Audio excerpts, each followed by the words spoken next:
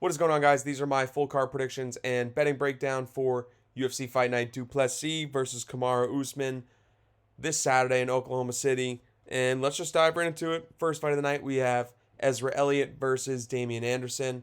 This is going to be a sick fight. Damian Anderson, he's a great grappler. He's got really fast hands, good kicks. And on the other side, we've got Ezra Elliott, a prospect out of the Red Hawk Academy with Tim Welch, Tommy McMillan, which we will be going over later, and Sugar Sean O'Malley, obviously.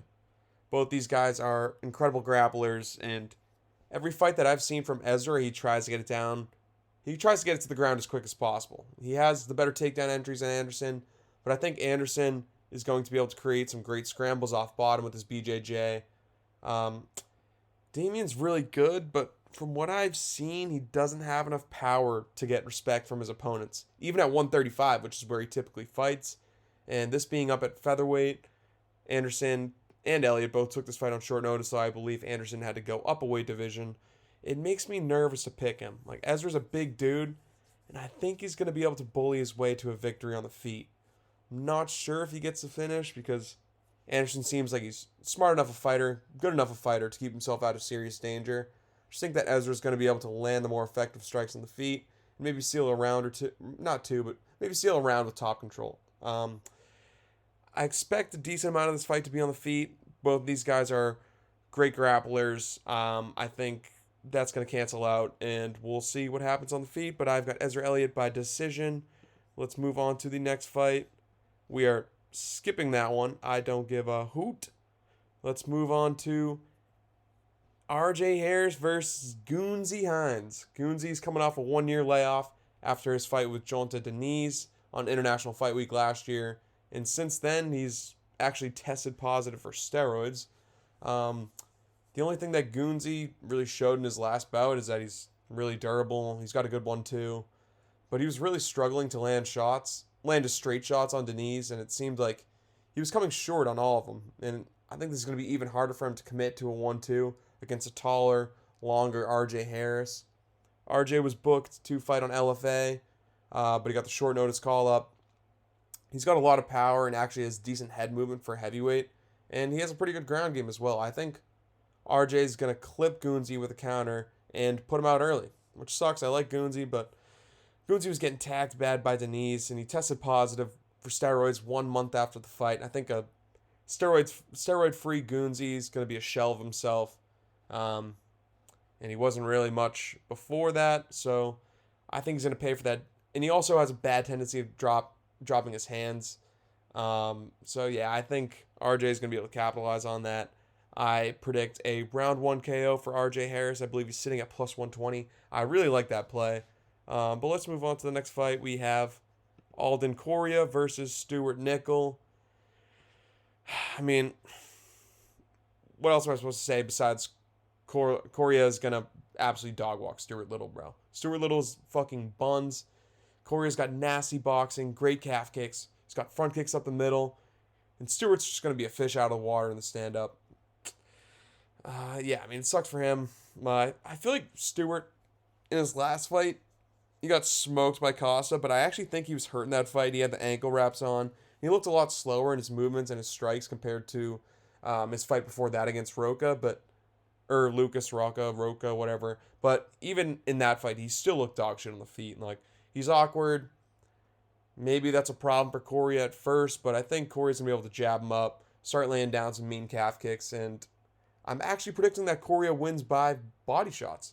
Nickel got put down from body shots against Costa, and in the Lucas Roca fight, he did not like it when Lucas was going to the body against him. And Correa seems like a technical enough boxer to, go body head, step back out, calf kick, teep. I think that he's going to absolutely turn Stuart Nickel into mincemeat. Correa is a great prospect at 125. He's the main training partner of Josh Van, and I trust that he's skilled enough to keep this fight on the feet and pick Nickel apart. I predict Correa puts him away early in the second round after dropping him in the first and beating him up. So, yeah, I mean, that's a pretty easy prediction. Let's move on to Levy Rodriguez Jr. versus Felipe Franco. Felipe Franco is coming off of a decision loss against Mario Pinto in probably one of the worst fights I've ever seen. And before that, lost to a short notice Freddie Vidal in the Contender Series. So yeah, not a great run from him so far, but Levi Rodriguez, on the other hand, had his first round KO against a similar opponent, Freddie Vidal, on the Contender Series, turned over to a no contest because he, just like Goonsey, tested positive for steroids as well. I feel like I have to keep my same philosophy in this fight as I did on the Goonsey and Harris fight. Like when these fighters, especially in the heavier weight divisions, are coming off of the regional scene and have to get off of steroids, or like even popped in the UFC and have to get off of them, they usually look like shit after. Like you can see this with Louis Sunderland, the Scottish heavyweight fighter. He looked like a fucking animal on the regional scene, looked like an absolute gorilla. But when he got to the UFC, he was just another blob. Like, we saw that Franco, although not really skilled at all, he can fight for 15 minutes with a relatively skilled heavyweight fighter in Mario Pinto. And I cannot pick Levy Rodriguez knowing that he's most likely going to look a lot different for the worse than he did against Vidal in the Contender Series.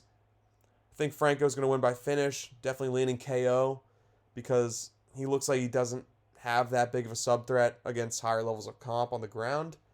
But he also has no decision wins on his record, so I'm thinking he gets us inside the distance. Definitely leaning TKO. I am picking Felipe Franco by second round knockout. And let's move on to John Paul Labosnioni versus Sun Suk Hyun Ko.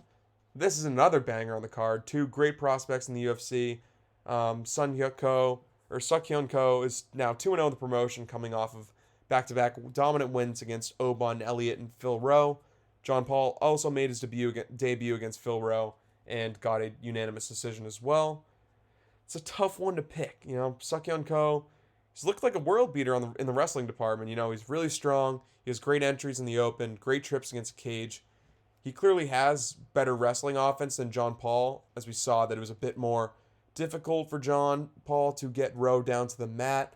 But this fight really just comes down to John Paul's defensive wrestling, which is unproven at the higher level. I think Suk Hyun Ko is going to struggle with the speed on the feet from John Paul, the dynamic kicks, but I feel like you have to ride the momentum on the side of Ko.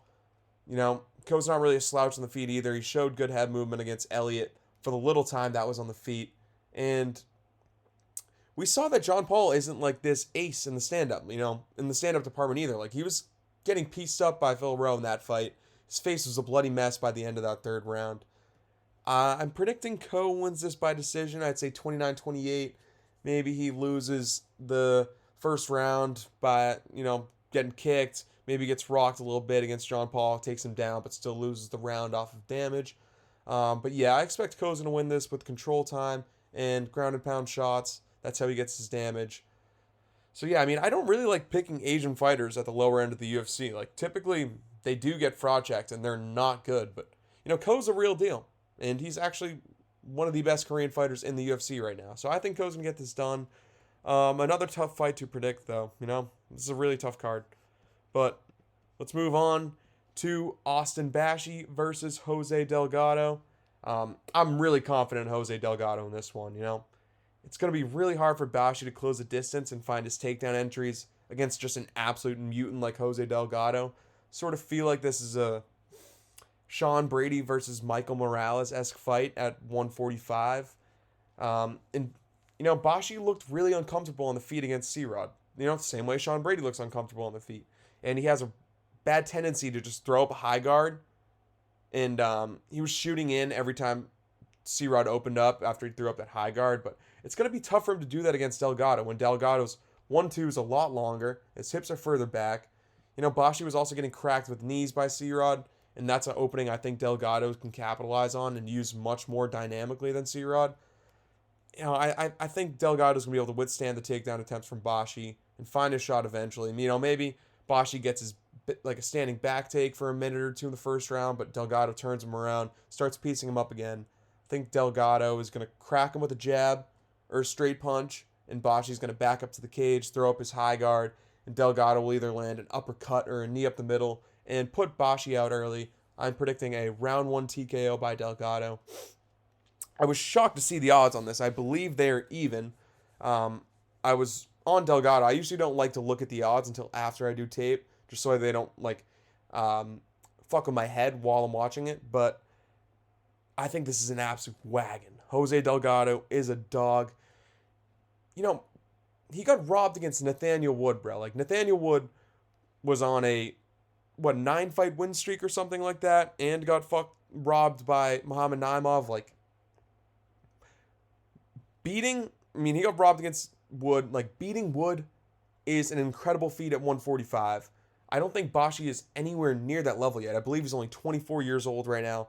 He's still green. I think Delgado is extremely class. He's really high level. I'm predicting that he puts Bashi out early, but no knock on Bashi. I think Bashi's still a great prospect. He's an insane wrestler. He just needs to work on his stand up.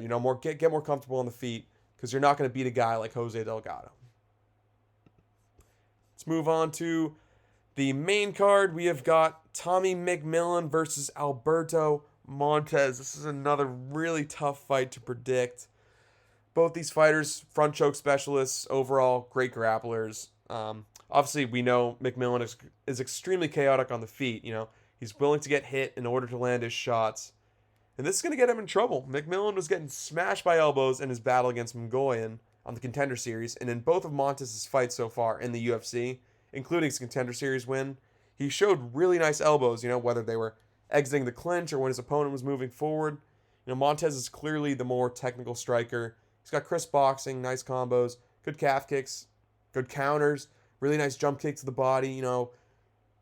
He's a really great striker, but it's going to be hard for him to put Tommy out. We've seen that before. Tommy is an absolute dog, and this is what makes the fight hard to pick. I feel like Montez is one of those fighters who wants to keep it clean, Like, on the Contender Series, he fought another chaotic striker, kind of like Tommy, but worse. And in moments, he was getting backed up, hit with shots, and you could see that Alberto did not like it.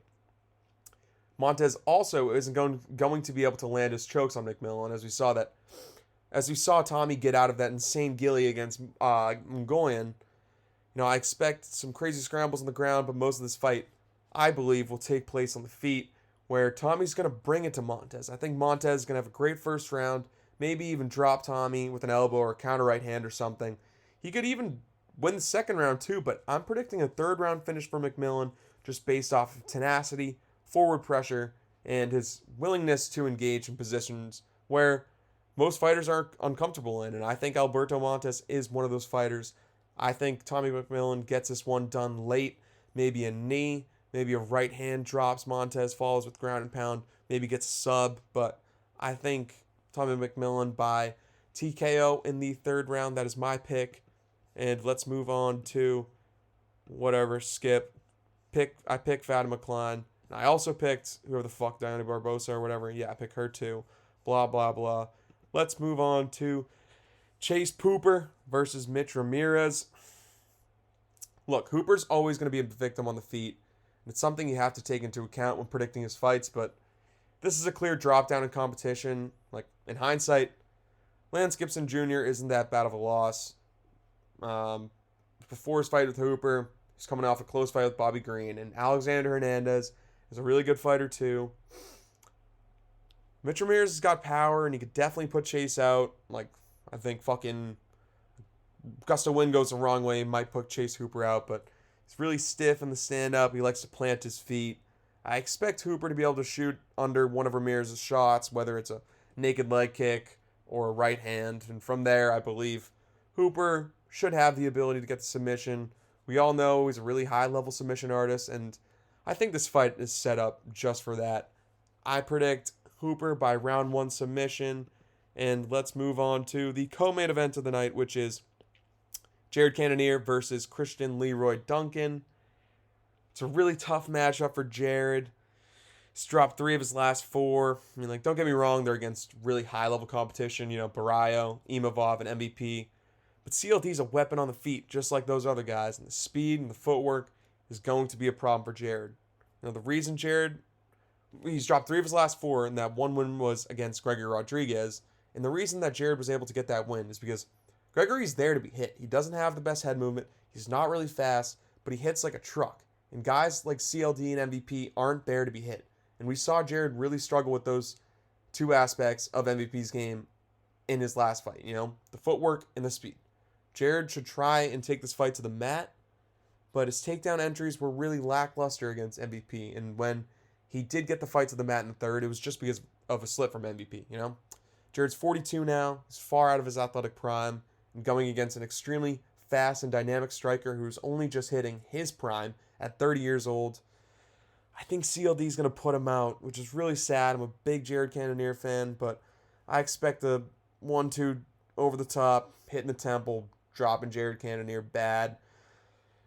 I think maybe a walk-off KO from CLD. I think this is going to happen in the second round. So, yeah, I got CLD round 2 KO. It's sad. I think Jared's going to retire.